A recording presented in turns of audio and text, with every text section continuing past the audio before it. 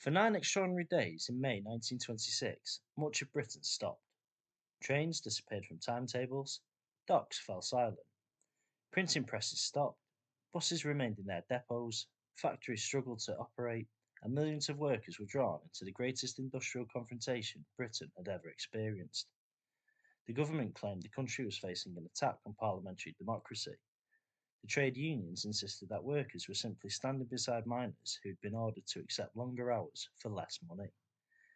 There were emergency powers, volunteer drivers, police confrontations, and rival newspapers fighting to control the truth. Yet the general strike did not end with a revolution. It ended suddenly after only 9 days, with the miners still locked out and the central dispute unresolved. So, why did more than 1.5 million workers walk out? Why did the government respond as though the British state itself was under threat? And did the general strike fail, or did those 9 days permanently change the relationship between workers and power? Welcome to the Nelson Brief, where we look at the context behind the story. This is the General Strike of 1926. To understand the strike, we need to begin not in 1926, but with the aftermath of the First World War. Britain had emerged victorious, but economically weakened. Traditional industries such as coal, steel, shipbuilding, and textiles were struggling to compete. Overseas customers had found alternative suppliers during the war, while Britain was burdened by debt, unemployment, and industrial unrest. Coal was particularly important. It heated homes, powered factories, moved trains, and fueled ships. It was also one of Britain's most important exports. More than 1 million men depended directly upon the mining industry, while entire communities had grown around the pits. Coal was becoming more difficult and expensive to produce. Many mines were old, productivity was uneven, and international competition was increasing. Then, in 1925, Chancellor of the Exchequer Winston Churchill returned the pound to the gold standard at its pre war value. The aim was to restore confidence in sterling. The effect was to make British goods more expensive overseas. The National Archive estimates that the decision made British exports approximately 10% more expensive to foreign buyers. For struggling industries, including coal, the pressure intensified. Mine owners argued that they could only remain competitive by reducing costs. For the miners, that meant one thing: lower wages. The mine owners proposed wage reductions and changes to working conditions. The miners responded with a slogan that left little room for negotiation: not a penny off the pay, not a minute on the day. Their position was understandable. Mining was dangerous, physically exhausting, and frequently deadly. Miners spent much of their lives underground, surrounded by the risks of explosions, collapsing tunnels, flooding, and industrial disease. Many mining families were already living close to poverty. In 1925, the crisis almost produced a national confrontation. The government temporarily subsidised the coal industry, allowing existing wages to continue, while a royal commission investigated the problem.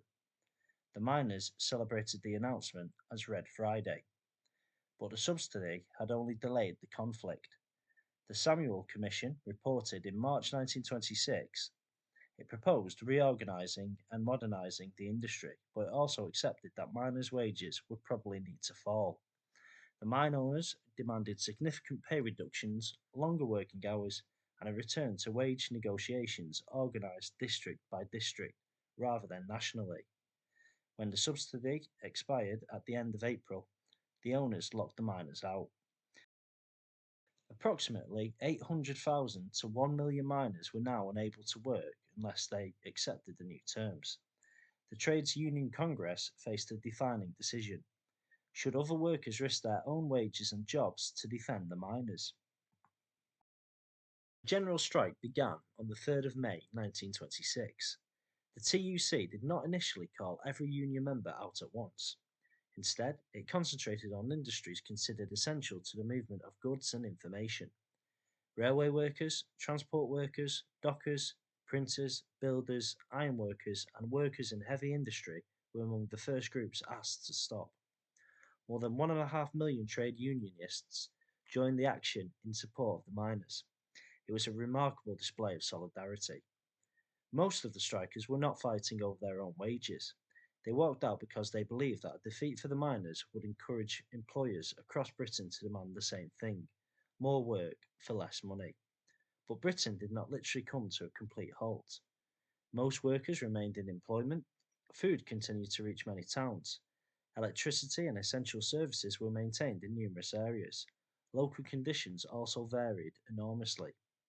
In some communities, the strike was disciplined and almost peaceful. In others, there were confrontations between police, pickets, strike breakers, and volunteer workers. What united the country was uncertainty.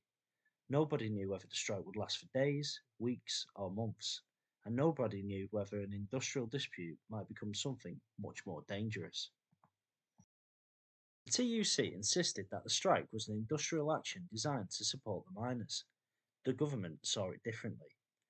Prime Minister Stanley Baldwin's government argued that the unions were attempting to force ministers and parliament to surrender by paralysing the country. From the government's perspective, this created a constitutional challenge. Who governed Britain? An elected parliament or trade union leaders capable of withdrawing the labour needed to keep the country functioning? The Home Secretary described the strike as an attack upon parliamentary government and the freedom of the state. The language was deliberate. The government wanted the public to see the dispute not simply as workers against employers, but as democracy against coercion. Britain's ruling classes were also haunted by events abroad. The Russian Revolution had taken place less than a decade earlier. Communist movements were active across Europe, and the British Communist Party supported the strike. But the general strike was not directed by Moscow, nor was the TUC preparing to seize political power. In fact, many senior trade union leaders were deeply uncomfortable with the action. They feared violence, revolution, and the destruction of the organisations they had spent decades building. The strike's greatest weakness was therefore present from the beginning. Many of the people leading it did not truly believe it could succeed. The general strike may have shocked the country, but it did not surprise the government. Preparations had been made for months. Emergency plans were activated to keep food, fuel, transport, and other essential supplies moving. The government called upon the armed forces, recruited special constables, and invited thousands of volunteers to replace striking workers. Many volunteers came from middle class and wealthy backgrounds. University students drove buses, volunteers moved goods at railway stations and docks. Former soldiers were encouraged to join a civil constabulary reserve to protect essential services and maintain order. The government's organisation for the maintenance of supplies helped coordinate the response. This did not mean that everything operated normally. Many volunteers lacked experience, services were reduced, and accidents occurred. But every train that moved and every bus that appeared on the road carried a political message. The state was still functioning. The longer it continued to function, the harder it became for the TUC to claim that the government would be forced back to the negotiating table. The conflict was not fought only in mines, railway yards, and city streets. It was also fought through newspapers. Many newspaper printers had joined the strike, severely disrupting the ordinary press. In response, the government created its own publication, the British Gazette. Its editor was Winston Churchill, who was then Chancellor of the Exchequer. Churchill treated the newspaper as a weapon. It presented the strike as a threat to the Constitution and emphasised the success of government efforts to restore services. The TUC answered with its own newspaper, the British Worker. It stressed the discipline and peaceful behaviour of strikers, rejected accusations of revolution, and encouraged workers to remain united. The two publications described the same country, but often seemed to describe two completely different realities. In one version, patriotic volunteers were saving Britain from industrial tyranny. In the other, ordinary workers were peacefully defending miners from poverty. The British Gazette achieved a larger circulation, giving the government a significant advantage in shaping public opinion. It was an early example of something that now feels extremely familiar: a national crisis in which controlling the story became almost as important as controlling the streets. Despite the government's preparations, the strike remained remarkably solid. In some areas, more workers were attempting to join as the dispute continued, yet behind the scenes, the TUC leadership was searching for a way out. Union funds were limited. The government was refusing to negotiate while the general strike continued.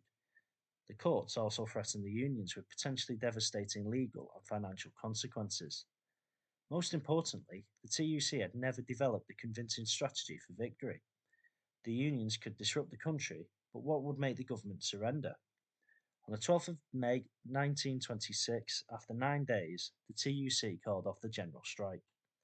There was no binding settlement. There was no guarantee that the mine owners would withdraw the wage reductions. There was not even a firm assurance that every striker would be immediately taken back without punishment. Many workers first learned that the strike had ended from government broadcasts or newspaper reports.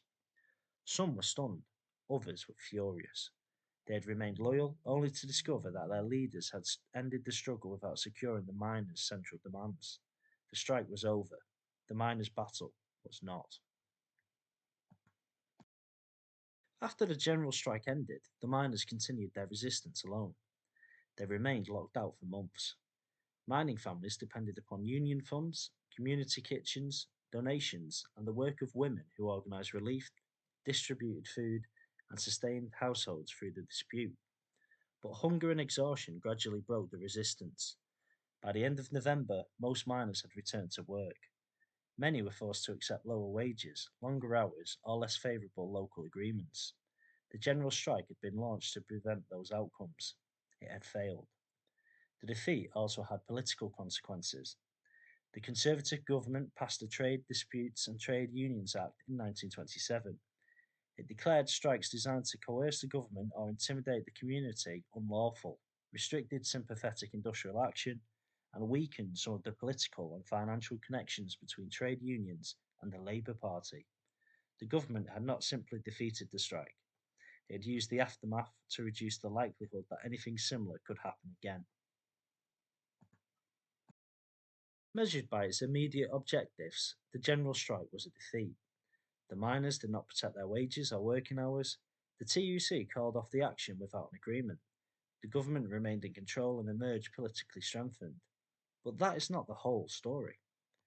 The strike demonstrated an extraordinary level of solidarity between workers from different industries and communities. More than 1.5 million people accepted the loss of their own wages to defend workers they may never have met. The strike also exposed the enormous power of the state in an industrial conflict. The government possessed emergency laws, police, armed forces, communication systems, financial resources, and the ability to recruit volunteer labour. The unions possessed numbers and solidarity, but lacked a shared plan for converting disruption into victory. The general strike therefore became both an inspiration and a warning. It showed what organised labour could mobilise.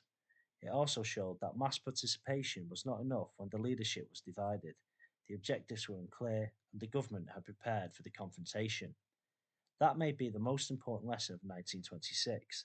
The strike did not fail because workers refused to support it. It failed because those workers were asked to enter a battle without being shown how that battle could be won. A century later, the general strike remains one of the most dramatic moments in modern British history. For 9 days, the ordinary routines of the country were interrupted by a fundamental argument about work, fairness, and political power. The miners believed they were defending their families from poverty. Other trade unions believed that if the miners were defeated, every worker would become more vulnerable. The government believed it was defending Parliament against an unelected movement attempting to impose its will upon the country. All three beliefs could exist at the same time. That is why the general strike cannot be reduced to a simple story of heroic workers or a government defeating revolutionaries. It was an industrial dispute transformed by fear, economics, class, and mistrust into a national confrontation. Britain did not experience a revolution in May 1926, but for 9 days the country was forced to confront a question that has never entirely disappeared. When workers believe that the economic system has failed them, how far should they be permitted to go to change it? This has been the Nelson Brief, giving you the context behind the story. Please subscribe for more videos covering history, politics, current affairs, and sport.